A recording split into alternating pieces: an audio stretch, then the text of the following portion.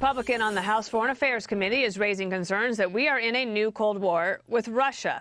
And Texas Congressman Michael McCaul says the Biden administration's weakness is not helping. Here's what he said.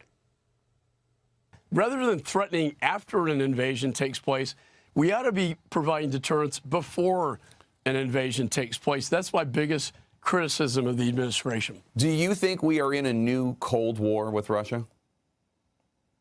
I do. I do, because I think Putin, again, smells weakness here. General Jack Keane is a Fox News senior strategic analyst, chairman at the Institute for the Study of War, and former vice chief of staff of the Army. Great to have you, sir. I just want to play for you to set the scene. Here's what the White House National Security Advisor Jake Sullivan said this weekend. What we have laid out is a very clear message to the Russians that if they do further invade Ukraine, there will be severe economic consequences and a price to pay. And yes, of course, if it turns out that Russia is pummeling Ukraine with cyber attacks, and if that continues over the period ahead, we will work with our allies on the appropriate response. And then the Kremlin spokesperson, Dmitry Peskov, said this. Yeah, de-escalation in Ukraine. Well, first of all, there are no Russian troops in Ukraine. There are no Russian troops in Donbass. There are Russian troops on the Russian soil. So these two sides possibly talking past each other, as it seems that Russia is determined to try to do something here. What do you know? What do you see? Well, I certainly agree with Chairman McCaul. I mean, it has a resemblance of the Cold War when we had hundreds of thousands of troops facing each other, Soviet Union, NATO, across a common border. We don't have that. But the mission of the United States and NATO during the Cold War was to deter Russian aggression and expansion. And if that fails, win a war against the Soviet Union.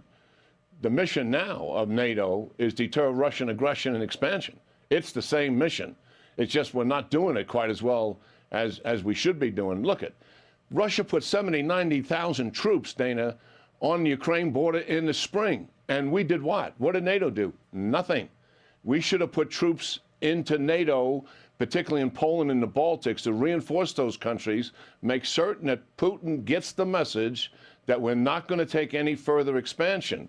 And I would have given Putin a laundry list of significant military capacity that I intend to put into Ukraine unless he de-escalates and gets those troops off the border. And I'm talking about anti-aircraft missiles, anti-ship missiles, and a bunch of the other things that are on their critical significant list, which we have avoided to date. And I also agree with McCaul that we're showing weakness here in the United States because, yes, we didn't do that. And doesn't it appear that why is Putin back in the fall and winter?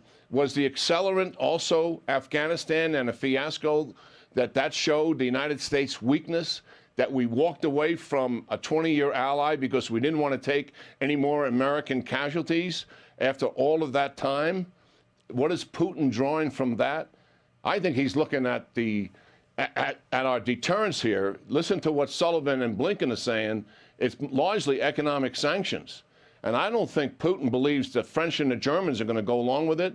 And you think the Chinese, who is Russia's #1 trading partner, is going to reinforce the United States and shut down all the exports and imports that are going back and forth between those two countries? I doubt it.